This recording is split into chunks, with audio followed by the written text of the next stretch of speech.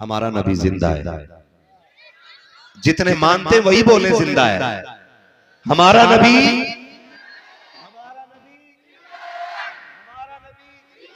का जिंदा होते तो दिखते ना।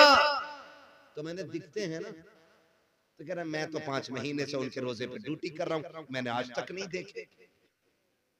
मैंने कहा 40 काफिर खड़े थे हुजूर की चौखट पे हिजरत की रात, और सरकार उनके सामने से निकल के गए। जब 40 को दिखाई न दिए दरवाजे से गुजरते हुए, तो 4 को क्या नजर आए? काफिर देखा किसने? हम कैसे मान ले के जिंदा है? मैंने कहा तू नहीं मानेगा। हुजूर उन्हें दिखाई देते हैं जो अदब से जाया करते हैं, जो इश्क से जाया करते हैं। का कौन गया? का मेरा इमाम अहमद रजा गया है, बरेली का ताजदार मदीने गया है, और एक तमन्ना लेकर के गया था, सरकार बगैर देखे आपके सलाम पढ़ा है, पूरी जिंदगी बगैर देखे आपकी नाते पड़ी है। आज अहमद रजा मदीने आ गया है, आज बगैर देखे नहीं पड़ेगा, बल्कि सरकार पहले जलवा दिखाइए, फिर अहमद रजा आपके सर को देखेगा तो फिर झूम के कहेगा मुस्तफा जाने रहमत पे लाखों सलाम, शमे बज़ में हिदायत पे लाखों सलाम। आपके माथे को देखेगा तब कहेगा जिसके माथे शफाअत का सेहरा रहा, उस जमीन सआदत पे लाखों सलाम। सरकार जलवा दिखाइए, आपकी आंखों को पहले देखूंगा, फिर कहूंगा नीची आंखों की शर्मो हया पर दुरूद, ऊंची नीली की रिफत पे लाखों सलाम। कहते गए रोते गए लेकिन दीदार नहीं हुआ है। उसके बाद रो के कहते हैं वो सुए लालजार फिरते हैं, तेरे दिन बहार फिरते हैं, जो तेरे दर से यार फिरते हैं, दर बदर यूं ही खार फिरते हैं। कोई क्यों पूछे तेरी बात रजा, तुझसे कुत्ते हजार फिरते हैं। जैसे इतना कहा है सारे दर पर्दे हट गए, सामने मुस्तफा का जलवा था। आला हजरत ने हुजूर को देखा और तड़प के कहा था तू जिंदा के वल्ला, तू जिंदा के वल्ला, मेरे चश्मे आलम से छुप जा दे। नारे तकबीर, नारे रिसालत, मसला के आला हजरत, मसला के आला हजरत। इश्क मोहब्बत, इश्क मोहब्बत, इश्क मोहब्बत, इश्क मोहब्बत। नारे तकबीर, नारे रिसालत। बेशक सुभान अल्लाह। तैयार है भाई? है ना? कमेटी वाले हाथ उठा दे, कितने बैठे कमेटी वाले? वाह वाह, सलामत। खुदा करे आज ये जलसे की कमेटी वाले करा रहे, कहलाए रहे जा रहे हैं, कयामत में हुजूर वाले कहे जाते रहे। ये नेक काम करते रहना चाहिए। खुदा आपको सलामत रखे, ठीक है ना? मैं क्या कह रहा था अभी आपसे, हुजूर उन्हें दिखाई देते जो इश्क के साथ मदीने जाते। यहाँ पे कुछ लोग हैं जो मदीने घूम आए हैं, कुछ लोग इस महफिल में है ना? हाँ, खुदा आपको सलामत रखे। मैं हाँ, ये मेरी तकरीर ही का हिस्सा जो मैंने सवाल किया है। जिन्होंने नहीं देखा अल्लाह उन्हें एक बार हुजूर का मदीना दिखाए, एक बार जरूर दिखा। और ये नहीं कि खाली आला हज़रत ने देखा, खाली आला हज़रत ने नहीं देखा। कितने आशिक ऐसे हैं कि गरीब गए हैं और हुजूर का दीदार करके लौटे, हुजूर का दीदार करके लौटे। ये दिल होना चाहिए। दिल आपका जब इश्क का नगीना होगा ना, तो फिर सामने हुजूर का जलवा होता है ना? सामने हुजूर का। मुझे वो बात याद आ गई, ये बता दूं आपको।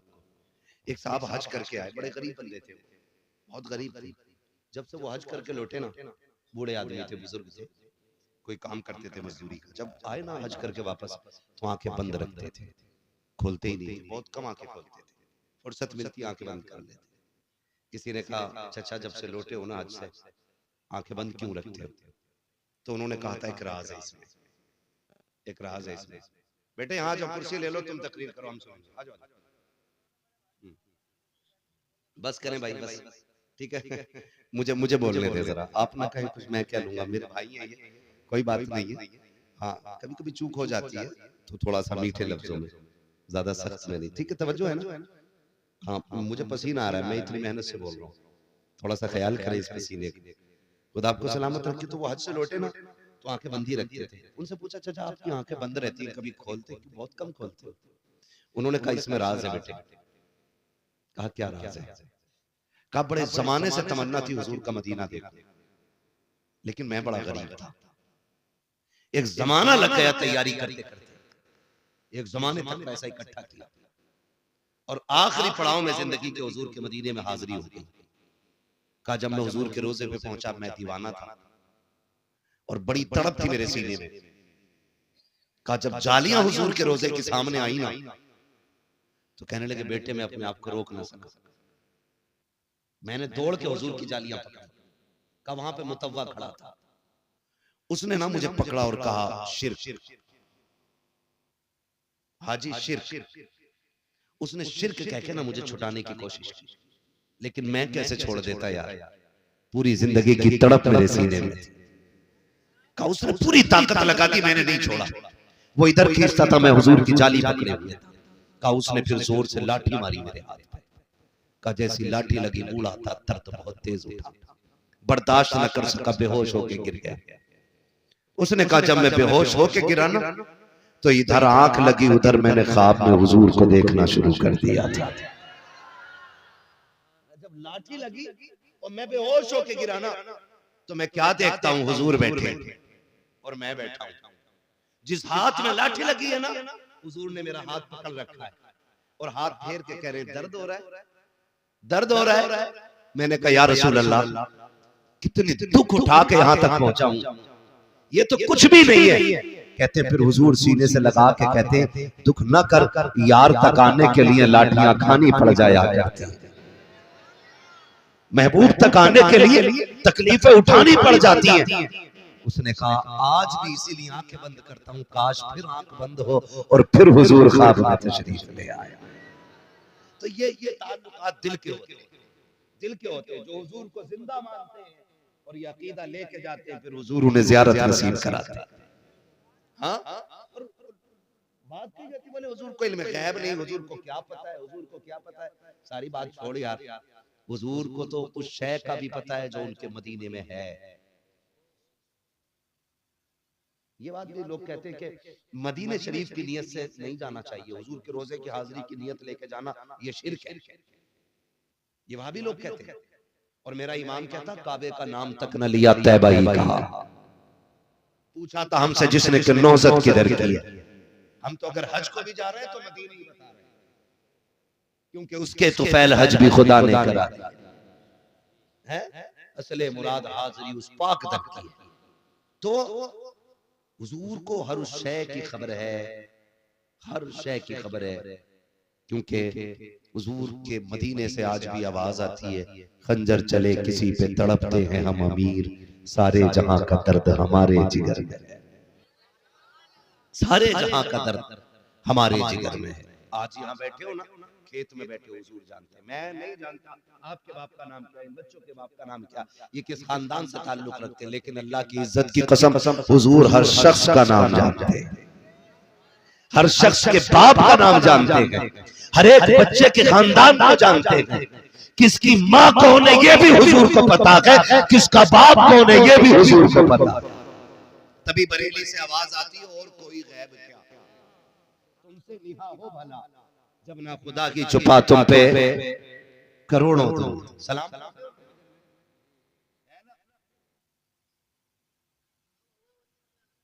माशाल्लाह, तो वही बचा रहा हूं, आवाज आती है, ठीक है ना, जब ना खुदा की छुपा, थक गए हो नहीं थके फिर बोलो, जब ना खुदा की छुपा तुम पे करोड़ों दो, ठीक है ना। हुजूर आए, कायनात मुस्कुराने लगी, अब वो अपना अपना नसीब है। हुजूर आए, माँ बाप, आप कहोगे माँ बाप के बगैर तो कोई पैदा ही नहीं होता, ये कैसे हुआ? मैंने कहा सुनो, माँ बाप होते थे लेकिन माँ बाप की तरह आज की तरह नहीं होते, औलाद ही अपने बाप को बाजार में बेच देती थी। माँ बाप के इंतकाल के बाद, माँ बाप के इंतकाल के बाद बच्चे अपने घर की नौकरानी बना लेते। हाँ बेटे बांट लेते थे, कनीजों में माएं दाखिल होती। ये तो हुजूर आए तो उन्होंने कहा जन्नत तहता क़दामी उम्महातिकुम, जन्नत तुम्हारी माओं के कदमों के नीचे है। खुदा की कसम, माँ अगर गोबर और मिट्टी करने वाली है ना तो हर बेटे के लिए उसकी जन्नत उसके कदमों में रख दी गई है। हर उस शख्स को हुजूर के नाम का झंडा लगाना चाहिए जिसके घर के अंदर माँ मुस्कुरा रही है। हाँ, मैं यहाँ अकीदे पे बात नहीं कर रहा हूँ, मैं कह रहा हूँ हर उस शख्स को झंडा लगाना चाहिए जिसके घर में माँ मौजूद है, इसलिए कि माँ जैसी कोई दौलत कायनात में है ना, माँ जैसी दौलत कोई कायनात में है ही नहीं। और आज ना हम माँ ही की कदर नहीं करते, हम बाप की कदर नहीं करते। अब्बा को सोचते बूढ़ा हो गया, चलो खाट इसकी बाहर डाल, अब इस पे मेरा कब्जा मकान, बूढ़ा बाप बोझ लगने लगता है। कभी ये मत समझना कि बाप मर जाएगा, मकान खाली हो जाएगा, फिर मौज करेंगे। जब घरों से बाप की चारपाई उठ जाती है ना, फिर घर घर नहीं रहते, घर कब्रिस्तान बन जाया करते। ये बात मेरी याद रखना। एक एक नौजवान से कहना चाहता हूँ, खुदारा अगर चाहते हो दुनिया और आखिरत बेहतर हो तो अपने माँ बाप की कदर करो, माँ बाप की कदर। बाप कितने साल पालता हो ना,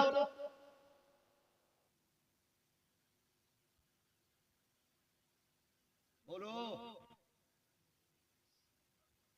25 साल कम से कम है ना, 20 साल बाप पालता है। और यही बाप इस औलाद के कंधे पे जब आता है ना, तो इससे 2.5 साल नहीं पलता है, 2.5 साल इससे नहीं पलता है। कह रहा नहीं जी दवा बड़ी महंगी है, यहां से ले लो मेडिकल, डॉक्टर की फीस मुश्किल है, यहीं से ले लो। नौजवानों अगर बाप मांग ले तो बदन की खाल उतार के दे देना, खाल उतार के दे देना, इसलिए कि अगर खाल उतार के उसके पैर का जूता बना दो तब भी उसके एहसान का बदला पूरा नहीं हो सकता। और याद रखिए, 2 लोगों को अल्लाह सजा दुनिया में देता है। कितने लोगों को? 2 लोगों को, 2 तरह के जुल्म करने वालों को सजा दुनिया में दे दी जाती है। नंबर 1, जुल्म करने वाले सजा दुनिया में ही पाए। कभी पड़ोसी पर सितम न करना, कभी तंग न करना पड़ोसी, वरना वो दिन आएगा कि खून के आंसू रोने पड़ेंगे। जितना सताओगे पड़ोसी को, उससे बुरे दिन तुम्हारी जिंदगी में आए। आज तो मजाल है जिसके पास पावर है, जिसके 4 बेटे लट्टे चलाने वाले, वो तो फिर किसी से दबी नहीं रहे। वो कह रहा देख लूंगा, बोले ये बुरा गुड्डू कट्टू पप्पू को आज लट है ना, आज कुछ भी कर ले, लेकिन एक दिन वो भी आएगा कि जिस दिन तेरी हड्डियां साथ छोड़ेंगे, तेरी कमर का दर्द बढ़ जाएगा, तेरी जबान नहीं खुलेगी पूरी तरह, तब तेरे बेटे भी तेरे साथ खड़े नहीं होंगे। आज इन्हीं बेटे के जोर पे ना गरीब को जीने नहीं दे। कह रहा निकलना बंद कर दूंगा यहां से, निकलना है कि सभा में मेरे आगे निकले। ये ताने होते हैं हमारे, किसी पे सितम न करना। जानते हो, मुझे बात याद आई, एक बादशाह था, उसका महल था, महल, बादशाह का महल। तो महल के एक कोने में ना अंदर को दब के थोड़ा सा एक बूढ़ी का झोंपड़ा था, बूढ़ी औरत का छप्पर। बादशाह चाहता था कि ये छप्पर हट जाए और मेरे महल की दीवार सीधी हो जाए, ये बादशाह चाहता था। और औरत भी बूढ़ी थी और बड़ी पक्की थी। उसने कहा जान दे दूंगी लेकिन हवेली नहीं छोड़ूंगी। का बुढ़िया इस छप्पर में क्या रखा, इससे बड़ी जमीन ले ले, हम बड़ा मकान बना देते हैं। उसने कहा नहीं, ये मेरे बुजुर्गों की यादगार है। आज कितने बेवकूफ है ना, जैसी अब्बा हमारे कह रहा मकान तोड़ो जल्दी से, नया बना, ये पेड़ काट दो, ये आंगन में अच्छा नहीं लग रहा। ओ बेवकूफ है वो लोग जो अपने बड़ों की यादें मिटा देते हैं। तुम नहीं जानते हो, जब बाप कब्रिस्तान में होता है ना, तो इसी पेड़ के साए में बैठ के उसके दामन की हवा का एहसास हुआ करता है। जिन दीवारों को बड़ी तेजी से गिरा देते हो ना, यही दीवारें अपने बुजुर्गों की ताकत का एहसास दिलाती हैं। इन्हीं हवेलियों को तोड़ने वाले पुराने लोगों की यादगार मिटाया ना करो, मिटाया ना करो।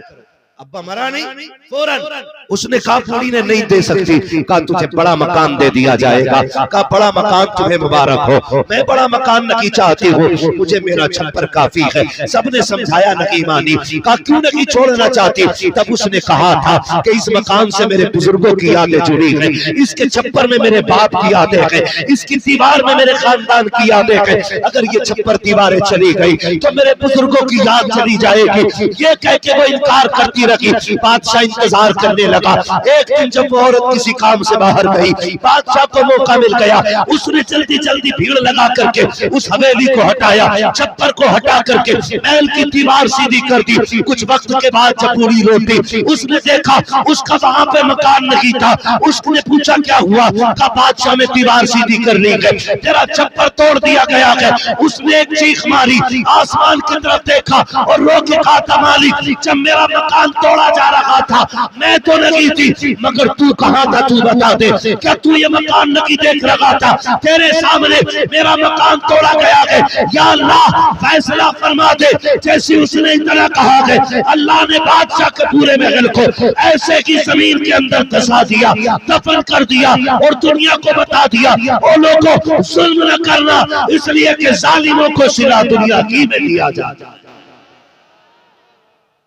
नंबर 1 जुल्म करना, जालिम को दुनिया में सजा दी जाती है। नंबर 2 माँ बाप के नाफरमान, इनको भी सजा दुनिया में ही दी जाती है। माँ बाप के नाफरमान, माँ बाप को तकलीफ देने वाले, माँ बाप को दुख देने वाले, ये दुनिया ही में सता के मरे। ऐसे नहीं हो सकता कि आपने बाप पे लट फेरा और अपने बेटे को आईपीएस बना के तुम समझते हो तुम मर्सिडीज में घूमोगे। वो दिन नहीं, वो दिन जब तक नहीं आएगा कि तुम्हारा बेटा तुम पे चप्पल बजाए, उससे पहले तुम्हें मौत नहीं आने वाली है। इसलिए नौजवानों से कहना चाहता हूँ, माँ बाप की इज्जत करो, माँ बाप की कदर करो। ये सबसे बड़ी दौलत है, ये सबसे बड़ी दौलत है। आप जानते हो